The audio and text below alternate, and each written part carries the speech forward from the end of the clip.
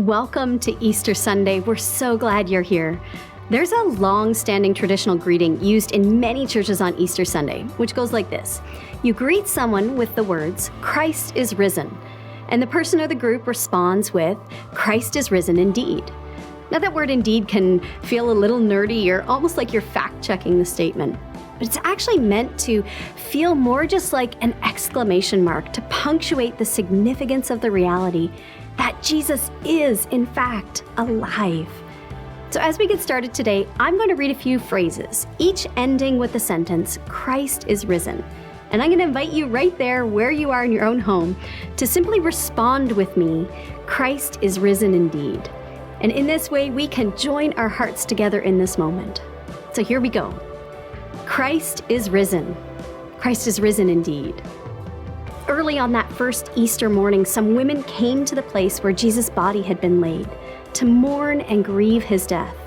But they found no body, only an empty tomb. It was then that they realized that Christ is risen. Christ is risen indeed. In that moment, overwhelmed with joy and excitement, they raced home to tell everyone they met to come and see that Christ is risen. Christ is risen indeed.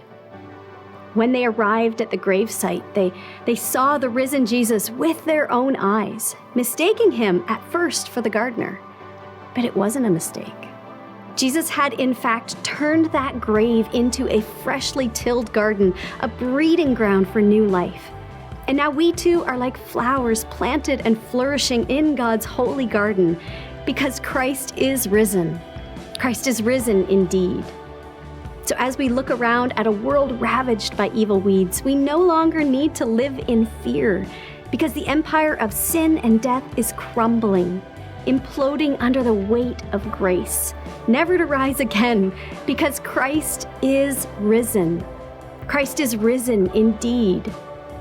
And even though we still experience decay in our own bodies, our true selves are being reborn to a new life, reimagined with power and possibility, hope and anticipation for the day when we see God's kingdom on earth just as it is in heaven.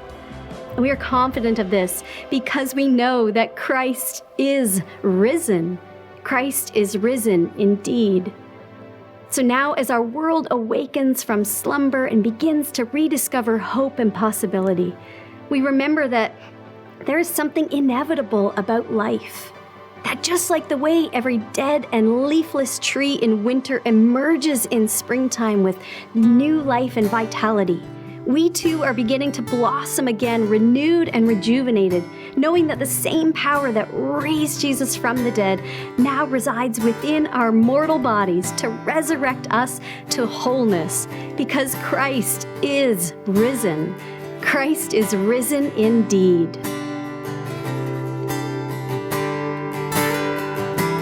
Christ is risen from the dead, trampling over death by death.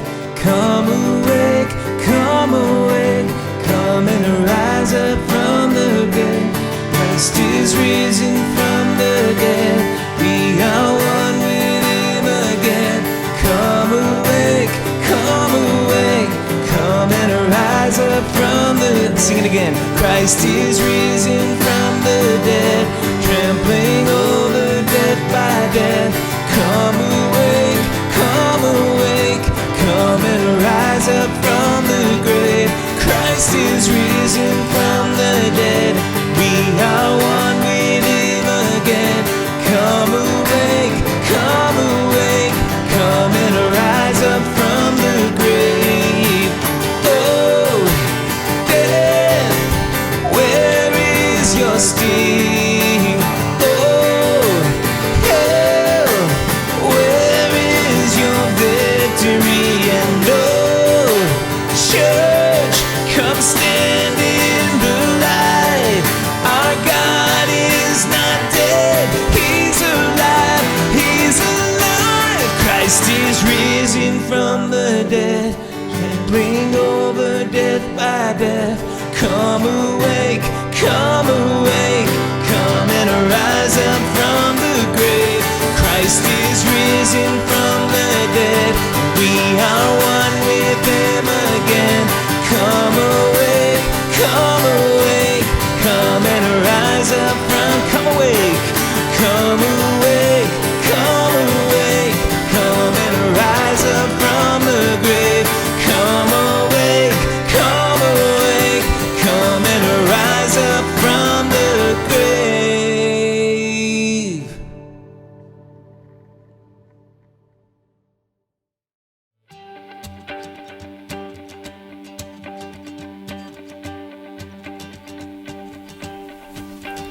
I was buried beneath my shame.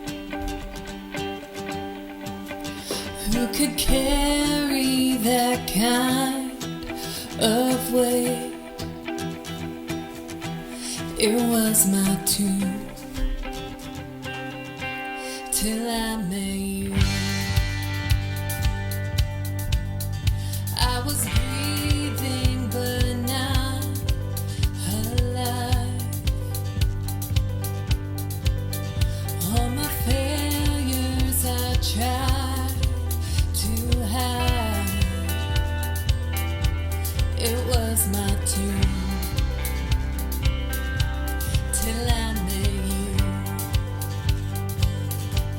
You called my name and I ran out of that grave,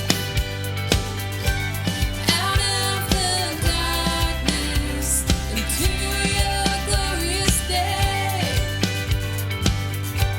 You called my name and I ran out of that grave,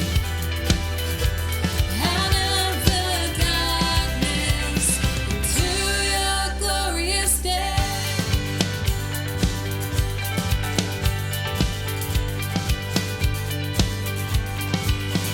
Now your mercy has saved my soul. Now your freedom is all that I know. The old made new when I met you. You called my name and I ran out of that grave, out of the darkness into your glorious day. You called my name and I ran out of that grave, out of the darkness into your glorious day.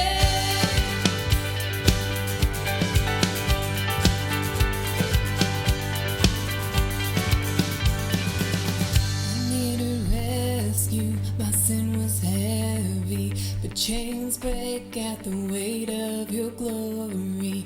I needed shelter, I was an orphan, now you call me a citizen of heaven.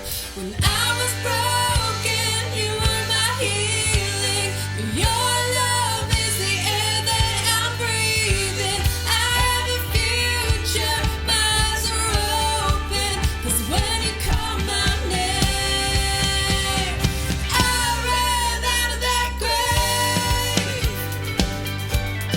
out of the darkness into your glorious day. You called my name and I ran out of that grave, out of the darkness into your glorious day.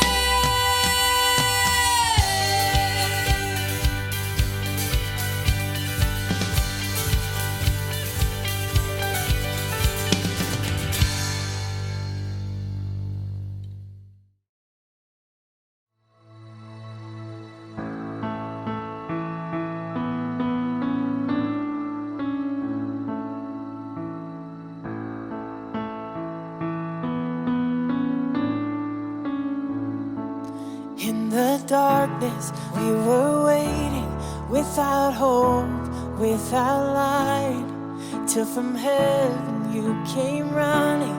There was mercy in your eyes to fulfill the law and prophets. To a virgin came the word, from a throne of endless glory to a cradle in the dirt.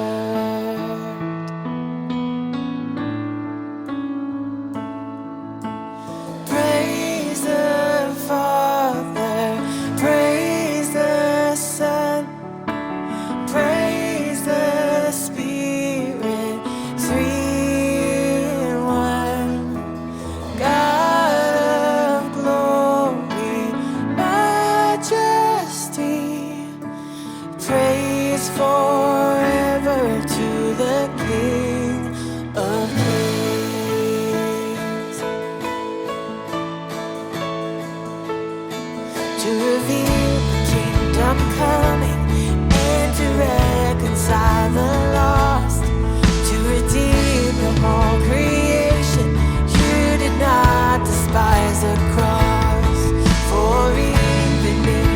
suffering, you saw to the other side, knowing this was our salvation. Jesus, for our sake you died.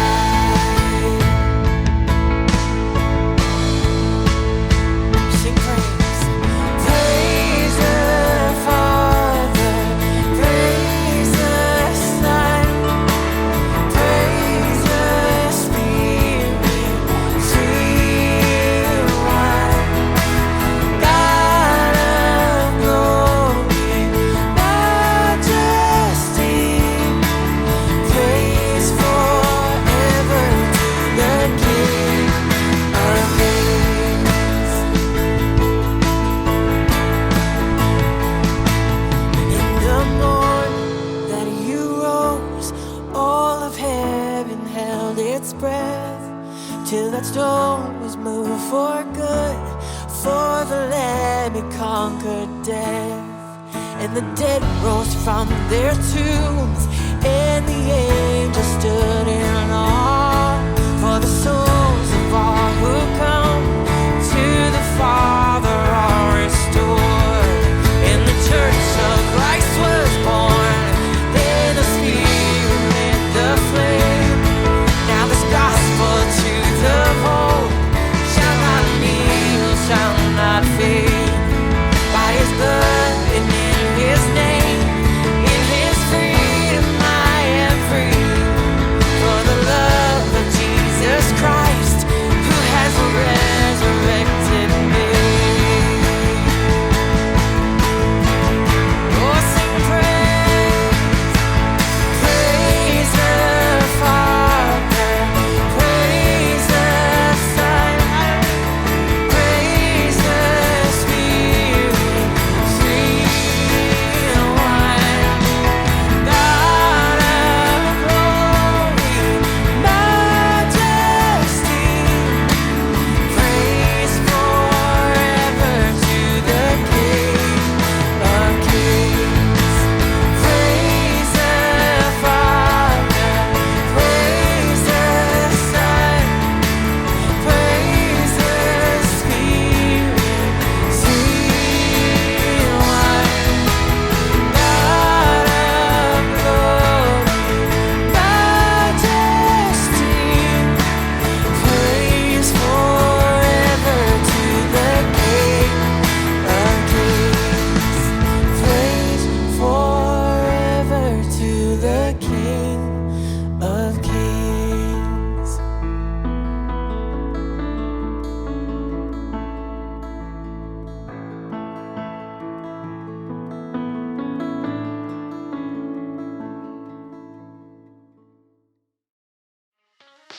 As a kid, one of my favorite things about Easter was the annual Easter egg hunt. And then becoming a parent, I also loved being the one to hide the eggs for our kids. In fact, even beyond Easter, playing hide and seek is one of my favorite kid things to do. And I especially love it when the kids are not very good at hiding. Check out these examples.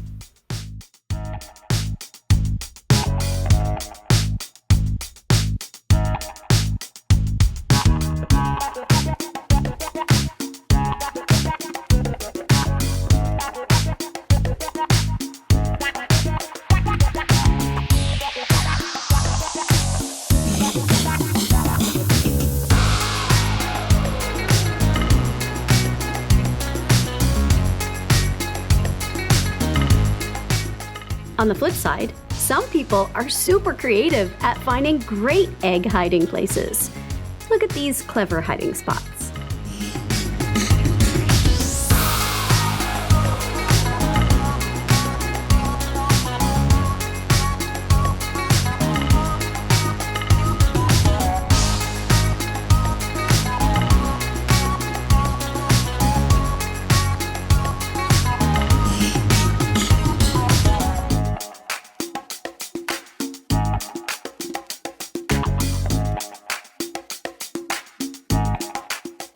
Whether you are a hilarious hider or a super sleuth seeker, there's something about searching for a hidden treasure that's just so exciting, and which is actually how Jesus once described God's kingdom.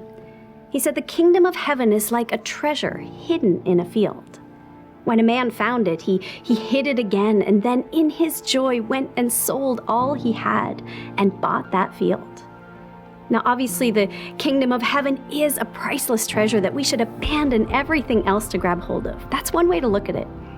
But what if what Jesus really meant in this story is that the man is actually God, and the field represents this world? And can you guess what the hidden treasure is? It's you. You are the Easter egg that God searches for with all of the excitement of a kid hunting for chocolate and candy. And more than that, once God finds you, there's no cost too high, no investment too great to keep God from securing you as the ultimate and most highly valued treasure. John 3:16 says, God so loved the world, that's you and me, that he gave his one and only Son, that whoever believes in him will not perish, but have eternal life. Now, this is what we celebrate at Easter, that God's relentless, over-the-top love has been poured out for you and me to gather us up and cherish us beyond measure. You are a priceless treasure in God's eyes, worth searching the whole world over and sacrificing everything for, just to have a relationship with you, to be with you always and forever, to hold you, care for you, and protect you. If you've ever wondered how God feels about you, let there be no confusion. You are loved more than you will ever know, more than you could ever imagine. You are God's prized possession. I do hope that you get a chance to down some delicious chocolate eggs this Easter weekend. Next time you enjoy one, rather than just gobbling it down, I hope you really savor it and let that sweet, decadent treat remind you of how God sees you, not as some salty obligation or rotten leftover, but as the most cherished delicacy of all.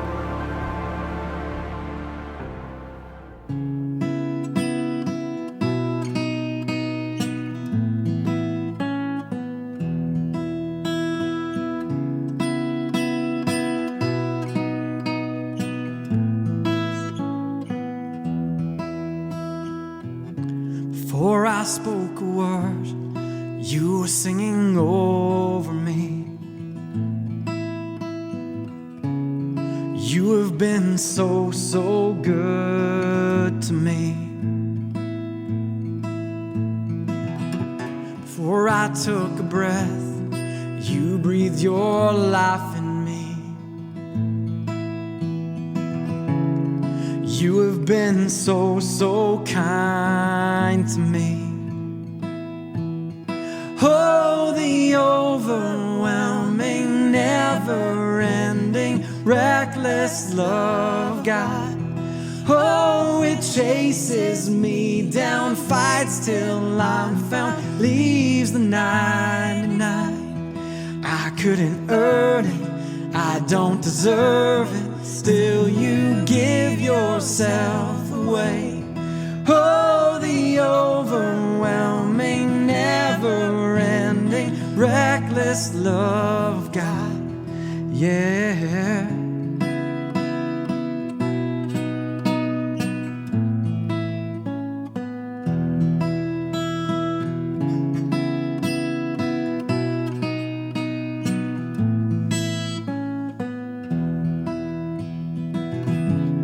When I was your foe, still your love fought for me.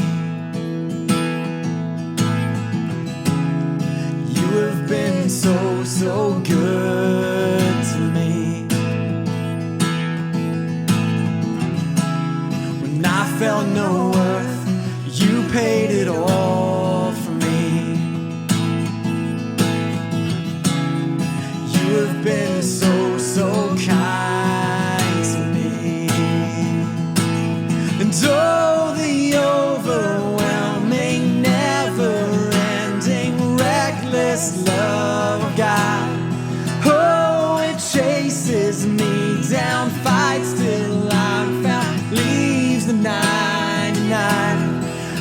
couldn't earn it, I don't deserve it. Still you give yourself away.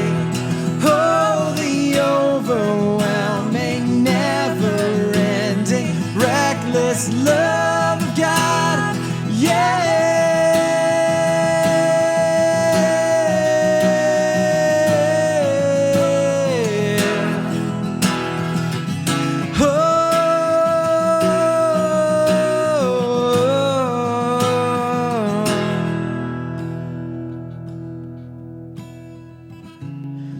Shadow you won't light up, mountain you won't climb up, coming after me. There's no wall you won't kick down, lie you won't tear down, coming after me. Sing, there's no shadow. There's no shadow you won't light up, mountain you won't climb up, coming after me. No wall you won't kick down, lie you won't tear down, coming after me. Oh, no shadow. There's no shadow you won't light up, mountain you won't climb up, coming after me. There's no wall you won't kick down, lie you won't tear down, coming after me. There's no shadow you won't light up, mountain you won't climb up, coming after me. No wall you won't kick down, lie you won't tear down, coming after me. Oh, the overwhelming, never-ending, reckless love of God. Oh, it chases me down, fights till I'm found, leaves the 99, and I couldn't earn it, and I don't deserve it. Still you give yourself away. Oh, the overwhelming, never-ending, reckless love of God. Yeah.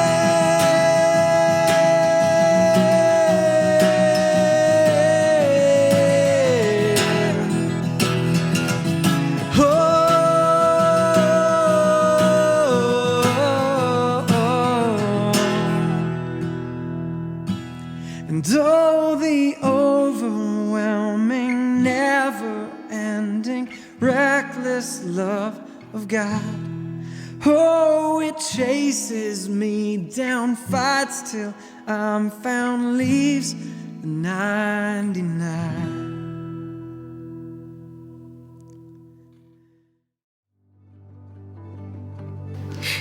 You people are crazy. Rolling? Oh, good boss. Sorry, I got some bugs up in here. Oh, wow. Oh, There's a swarm over your head. it's like it's snowing. Flock of them. Whew. We are a diverse community of imperfect people. who see the church as less of something to go to and more of a life to be lived and shared with others. We are continually growing in what it means to love one another, fighting for unity rather than fighting over unnecessary arguments. We are living to serve this world in the way of Jesus, serving those in need and those on the margins, knowing that friendship truly makes the difference. So if you're coming with questions or curiosities, Hurts or frustrations, Joys or celebrations, wondering if the church can bring clarity or hope, or simply be a place to belong, We invite you to be at home with us. we invite you to explore with us. we invite you to grow with us. And we invite you to belong with us. welcome to Southridge. We're glad you're here.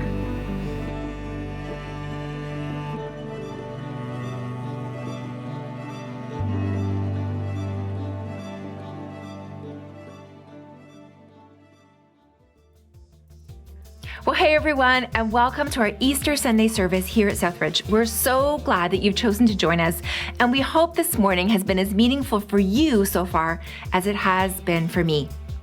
Now, for any of you who are brand new to all of this, and maybe you're participating with us in this online service for your very first time ever, I want to say a very special welcome to you. It's so good to meet you, so to speak, even through the screen, and we're so glad that you've chosen to check us out today. We really hope that you feel as if you're among friends and family, even in this format.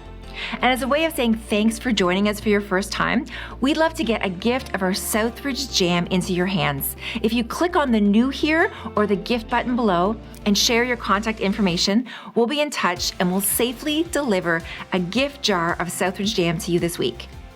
Now, if you're looking to get in touch with us, maybe you want to meet with a pastor, ask questions, get baptized, or learn anything at all about how you can get more involved in our community, please take a moment to fill out the Connect card on our website or app, and we'll be in touch with you this week. Now, for those of us who call this community home, one of the ways that we practice togetherness and express our gratitude to God and our generosity to others is through our financial contributions. This is one of the ways that we can invest our lives in what God is doing in and through our church community. We can make a difference by meeting needs among us, across our region, and even around the world. And all of our online giving options are available on the website. And so, if you're able to give this week, we invite you to do so with a spirit of joy and generosity. Now we're going to hear from our lead pastor, Jeff Lockyer. And as we prepare to hear this message together, we want to invite you to remove as many distractions as possible and listen in with your whole heart to what God might want to say uniquely this morning to you. We are so glad you've joined us, and we look forward to growing together. Afterward, Jesus appeared again to his disciples by the Sea of Galilee. It happened this way. Simon Peter, Thomas, also known as Didymus, Nathanael from Cana in Galilee, the sons of Zebedee, and 2 other disciples were together. "I'm going out to fish," Simon Peter told them. And they said, "We'll go with you." So they went out and got into the boat. But that night they caught nothing. Early in the morning, Jesus stood on the shore, but the disciples did not realize that it was Jesus. He called out to them, "Friends, haven't you any fish?" "No," they answered. He said, "Throw your net out on the right side of the boat, and you will find some." When they did, they were unable to haul the net in because of the large number of fish. Then the disciple whom Jesus loved said to Peter, "It is the Lord." As soon as Simon Peter heard him say it is the Lord, he wrapped his outer garment around him, for he had taken it off, and jumped into the water. The other disciples followed in the boat, towing the net full of fish, for they were not far from shore, about 100 yards. When they landed, they saw a fire of burning coals there with fish on it and some bread. Jesus said to them, "Bring some of the fish you've just caught." So Simon Peter climbed back into the boat and dragged the net ashore. It was full of large fish, 153, but even with so many, the net was not torn. Jesus said to them, "Come and have breakfast." None of the disciples dared to ask him, "Who are you?" They knew it was the Lord. Jesus came, took the bread and gave it to them, and did the same with the fish. This was now the 3rd time Jesus appeared to his disciples after he was raised from the dead.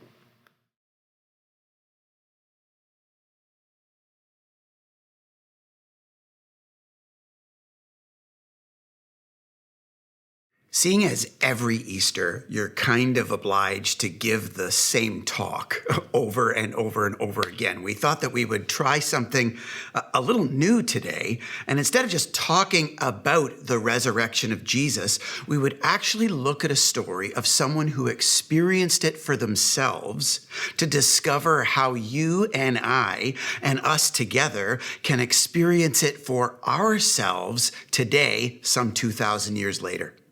So this story, the passage that we just heard read, kind of stars a core disciple of Jesus by the name of Peter. He was originally called Simon, so sometimes he's referred to as Simon Peter. And in the passage that was just read, we heard this about the life of Simon Peter in verse 3. He says there, "I'm going out to fish." And he told this to his disciple buddies, and they said that, "We'll go with you." So they went out and got into the boat, but that night they caught nothing. This is the story of Simon Peter deciding to go fishing days after the death of Jesus. I hope it's not lost on us that in Simon Peter's former life, he was actually a commercial fisherman. The fact that he went fishing was not by accident. He was a commercial fisherman. And this former life was actually the very life, the very instance from which Jesus first called him. In a different account of Jesus' life recorded by Matthew, it says this in Matthew chapter 4. "Come follow me," Jesus said, "and I will send you out to fish for people." And at once, Simon and his brother left their nets and followed him. This was the very life from which Jesus first called him and invited him into something more. And if that wasn't enough, as Peter was engaging in a life of following Jesus as one of his core disciples, he was actually promised and sort of set apart among all the other disciples to be the person on whom Jesus would really root his eternity-altering, difference-making movement in the world. Later on in Matthew's account, it says this in Matthew 16, in verse 18, Jesus says, "I tell you that you are Peter, and on this rock I will build my church, and the gates of Hades will not overcome it." This is the moment that Jesus changed Simon's name to Peter. The word Peter means rock, and says that on this Peter, on this rock, it's kind of a play on words, he is going to anchor and root his difference-making movement in the world. That's the life that Peter was invited into, and the life that he was promised. He was, from that life of a commercial fisherman, promised an extraordinary life by Jesus. I think in John 21, he went back to that former life because everything that Jesus invited him into had died when Jesus did. Just days earlier, Peter had witnessed the gruesome crucifixion of Jesus. And I can only imagine that with the death of Jesus came the death of all of those dreams of what his life was going to become. That calling gone. Those promises kind of drifted away like last season's fashion.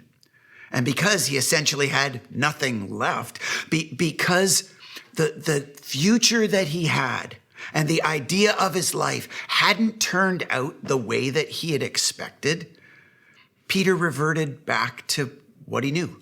He reverted back to going fishing. Of course, the text doesn't say why he reverted back to going fishing. I mean, it might have been just a completely practical need because he had to make a livelihood. I mean, he no longer had this friend and spiritual leader in Jesus who was able to just whip up food for thousands off of a single serving with the snap of a finger. And of course, a dude's got to eat. But maybe it was something deeper. Maybe Peter was kind of recovering from the traumatic week that he'd experienced in watching Jesus, wrongfully accused and then convicted and sentenced to die and ultimately hung on a cross to death. Maybe he was just processing all the grief that he was carrying from that moment. Maybe he was creating an outlet by fishing with his buddies to try to recharge from all of the relational conflict that he'd been a part of in the previous week. Or maybe he was just looking to kind of lighten his load from all of the weariness that he was carrying personally. We don't know why Peter went fishing. All we know is that in that moment after Jesus' death, when Peter's dreams had kind of fallen apart, where everything he thought his life was supposed to look like wasn't, Peter reverted back to what he knew. He reverted back to that life of fishing. And it was in that moment that he encountered someone else who asked him kind of how that was working for him. Look what it says in verse 6 of John chapter 21. It says, Jesus said, "Throw your net onto the right side of the boat, and you will find some fish there." And when they did, they were unable to haul the net in because of the large number of fish. In Peter's life, this is the moment where he first encounters the risen Jesus. And this is the moment for him when he first experiences the miraculous and the supernatural activity of Jesus' resurrection, life, love, and power. Again, I don't profess to be a fishing expert. In fact, it's my brother that got that DNA inherited from my dad. I do remember, though, as a kid, being encouraged to cast my net on the shady side of the dock, not the sunny side, because the fish could see the worm and the hook easier on the sunny side. Maybe that's why Peter and his friends were fishing off one side of the boat, or I don't know, because they were net fishing. Maybe there's something to do with the current where you toss it on one side and the fish swim into the net easier. I don't know. You can appreciate that. I don't know what I'm talking about when it comes to fishing. But for whatever reason, as Peter reverted back to that former way of life, he kept going to what he knew, going to what was familiar, almost like a security blanket, but it wasn't working for him.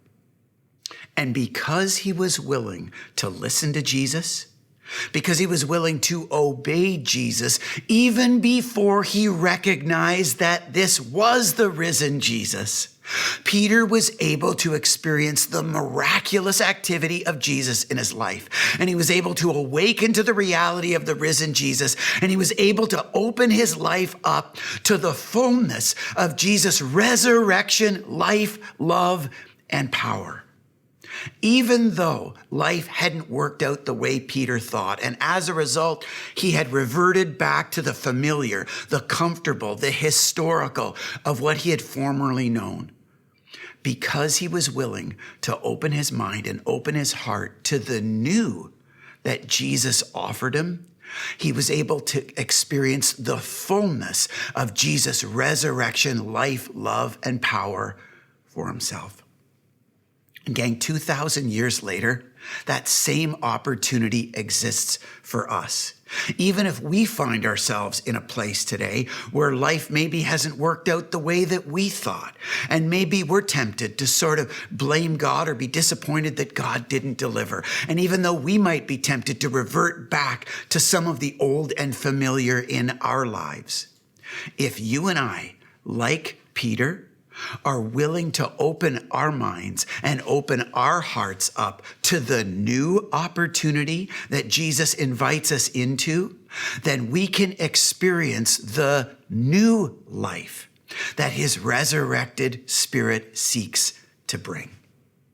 At the end of the day, that is the recurring year-over-year message of Easter weekend, that through Jesus' resurrection, new life is available to people like you and me and us together.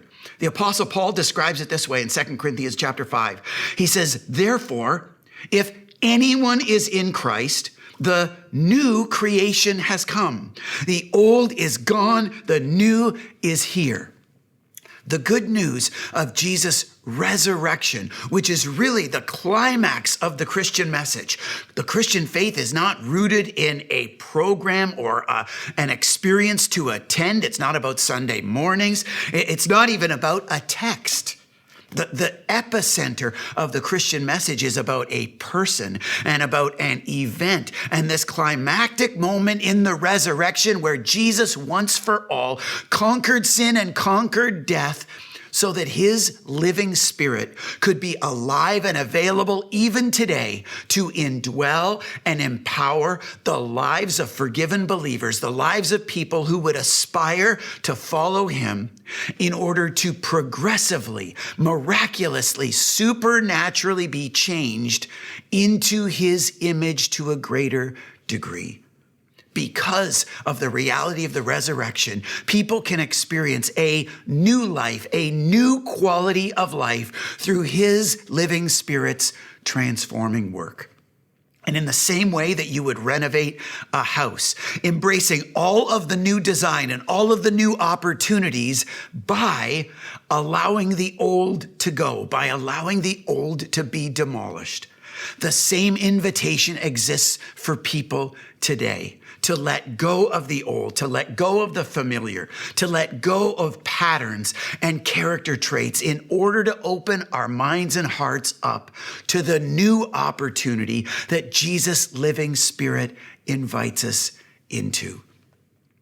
You might be wondering, especially if you're new to this whole faith thing, whether this could be available to you. And I want every single one of us to appreciate that the invitation to new life of Jesus Christ is available to everyone and anyone, no matter who we are or what we've done up till now. It's an unconditional invitation, but it is contingent on a willingness and openness to embrace the new that Jesus offers. While unconditional, it is contingent on being willing to let go of the old, to let go of the familiar, and let go of the comfortable in order to embrace the new life that Jesus has for us. One New Testament author described it this way. It's a long passage, but I think it's significant. So let's read through it, where it says, Jesus' divine power, his risen life, has given us everything we need for a godly life through our knowledge of him who called us by his own glory and goodness. Through these, he has given us his very great and precious promises, so that through them you may participate in the divine nature, having escaped the corruption in the world caused by evil desires. Basically, we can live Jesus' way through his risen life and power. The author goes on to say, for this very reason, make every effort to add to your faith goodness, and to goodness knowledge, and to knowledge self-control, and to self-control perseverance, and to perseverance godliness, and to godliness mutual affection, and to mutual affection love. For if you possess these qualities in increasing measure, they will keep you from being ineffective and unproductive in your knowledge of our Lord Jesus Christ. But whoever does not have them is nearsighted and blind, forgetting that they have been cleansed from their past sins. What a compelling picture of the increasingly new life that a person can experience when they open themselves up to the heart-renovating supernatural work of the resurrection, life, love, and power of Jesus. And the surprising thing is that, do you know who wrote this passage? Do you know who wrote this compelling description of the life that Jesus invites people into? None other than Peter himself. The very Peter who at one point thought that God hadn't delivered, thought that those callings and promises that Jesus had given specifically to him weren't going to materialize. And as a result, because things didn't turn out the way that he had assumed they would or should, had reverted back to his old patterns and behaviors. But the truth is, Jesus did deliver. And Jesus didn't just make him one of the New Testament authors who could affect millions of people in a timeless way with the truth and life-changing message of Jesus. Peter actually got to experience this for himself during his life on earth. Look what it says in Acts chapter 2 and verse 41. It says, those who accepted Peter's message about Jesus were baptized, and about 3,000 were added to their number that day.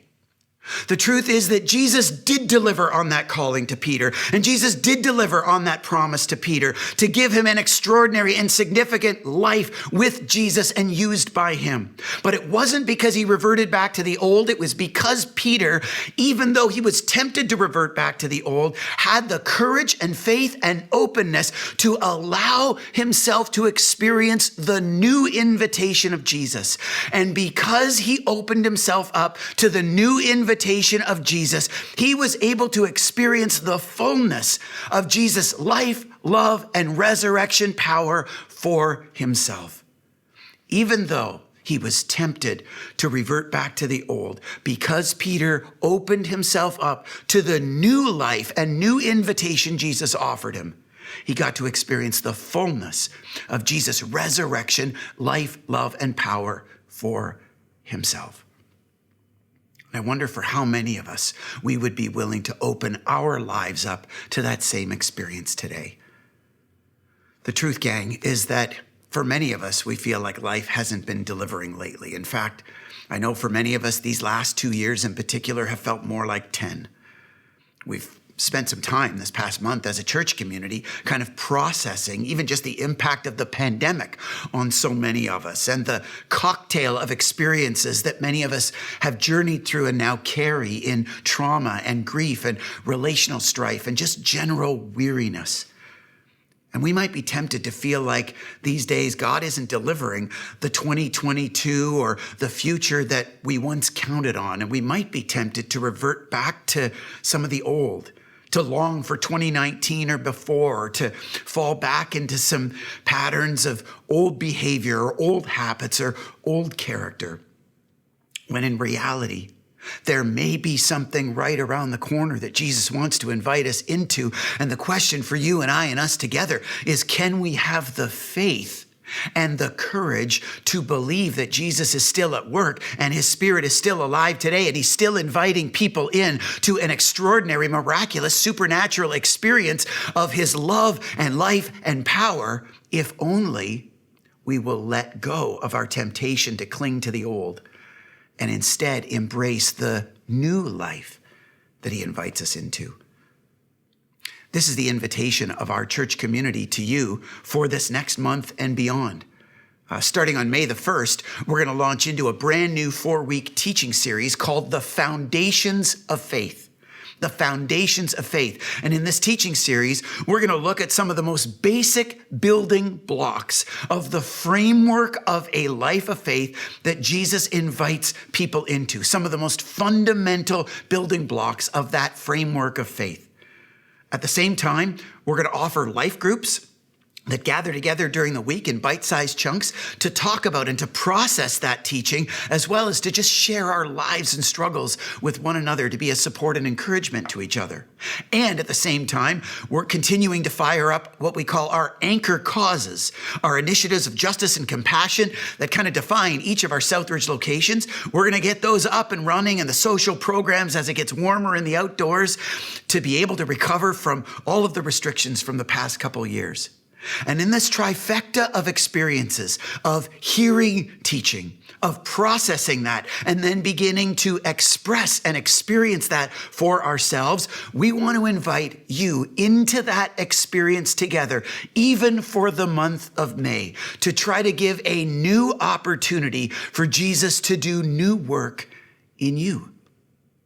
I want to warn us, though, that as we encounter and as we discover the fundamentals of this faith framework, maybe even or especially if we've been tracking with Jesus for some time, we need to appreciate that just like a home renovation, the renovation of Jesus, of our minds and hearts, might require some deconstruction and some letting go of some ideas and attitudes and thoughts and patterns and relationships and commitments in order to truly embrace the new thinking, the new attitudes, the new character traits, and the new transformational work that he has for us. But we need to appreciate that this isn't just the invitation of our church for the next month. This is the timeless invitation of the person of Jesus, the risen Jesus we celebrate at Easter for all of us for all time. And even though we might find ourselves, like Peter, in a place today where we're more tempted to look back and more tempted to cling to and hold to the old, our old habits, our old relationships, our old patterns, our old character traits, if we're willing to have the faith and courage to open our minds and hearts up to the new reality that Jesus has for us and embrace his new life and open ourselves up to his new restoring and transforming work as he renovates our hearts and minds, we can experience resurrection, life, love, and power like never before. That's the invitation to you and me and us together this Easter. And if you want to get a clearer picture of what this can look like in ordinary people's lives, we actually have two people in our community today on Easter Sunday who've wanted to kind of represent that decision and that ongoing journey in their lives through the same experience as people responded to Peter 2,000 years ago, an experience that we call baptism. And so we're going to celebrate that in a few moments, but first we're going to hear the stories of these two people. And as we do, I hope that you'll not only pay attention to what Jesus is doing in their lives, but ask yourself what it would take in yours to open your mind and your heart up to the new risen life of Jesus in a new way today. Because it's only as we'll let go of the old and familiar and instead embrace the new opportunity that Jesus' risen life invites us into today in the here and now, that you and I and us together can experience the fullness of the life and love and power of Jesus' resurrection for ourselves. That's the message of the risen Jesus. That's the message of Easter that we can share in the stories of these two people today. Check them out.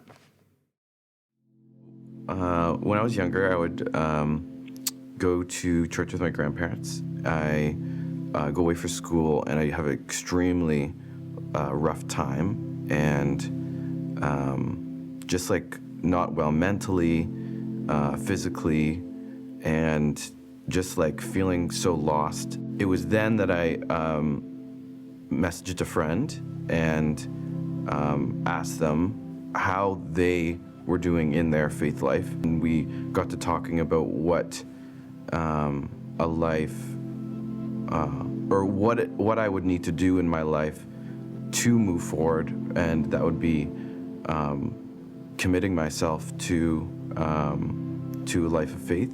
With what that actually looks like, it's not about following the rules or doing the right thing. It's essentially just about love.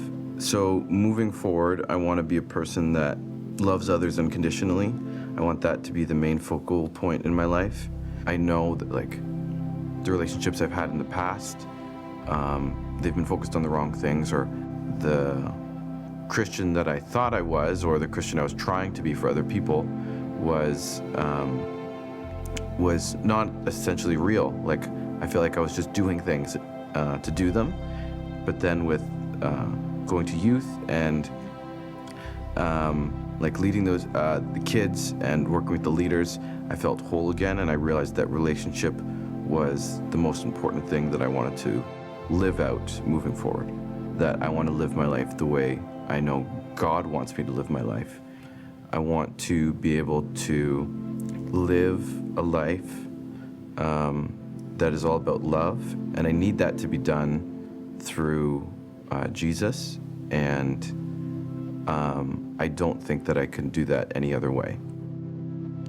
You know, came across a group of people. Actually, it was an AA meeting, and I said, I have nowhere to go. And they introduced me. They said, get in the truck and we'll take you over to Southridge. And I started to do Bible study and devotions and that kind of stuff. And I realized that that was something that I wanted part of. Like the whole sense of community. I met so many people that have been that are in my situation, and it's a common denominator. You feel alone. I firmly believe that by being involved in a community and following Jesus is it gives me strength. It gives me hope. It gives me love. It gives me peace. My day of being baptized, that's a confirmation of me saying, yes, I got 2 feet in. I'm in. You know, life's not going to be perfect, I know that, but it kind of, in reflection, it's given me a new beginning in a sense. I mean, the past is there. It's not going to go away.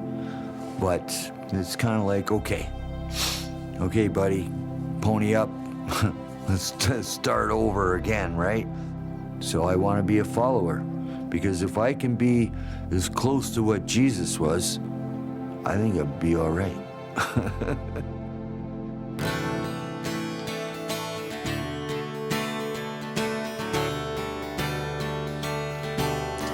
We are all broken in all kinds of ways,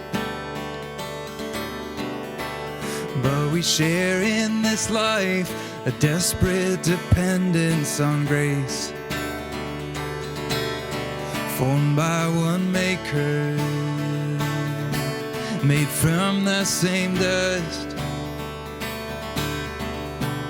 with the beauty of heaven imprinted in each of us. So God, you are moving. God, you are moving to push back the dark, spreading mercy to all and revealing the love in your heart. Now resurrection seeks death to disrupt, and from the ash of the empire your kingdom is rising up. Hope is alive and living in us. Hope is alive and living in us. 'Cause if Christ arose victorious and death itself has died, hope is alive. Oh,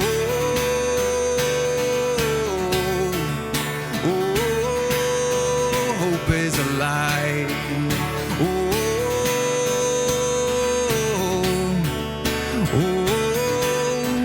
We have one mission: to heal and restore,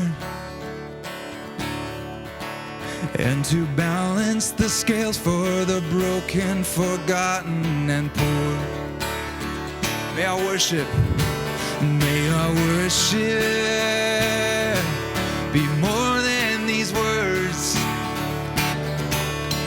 May it be measured by those that we love and those that we serve. Sing, hope is alive. Hope is alive and living in us. Hope is alive and living in us.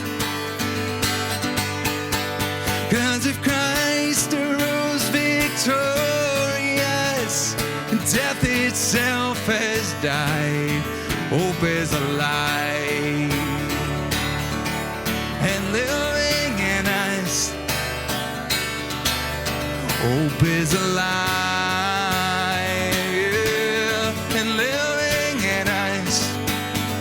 Oh, 'cause if Christ arose victorious and death itself has died, hope is alive.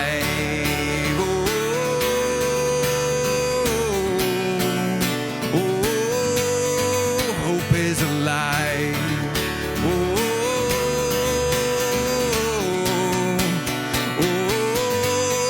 Hope is alive. Well, thanks again for joining us. I hope that this has been a meaningful experience in the midst of your Easter, as it has been for me.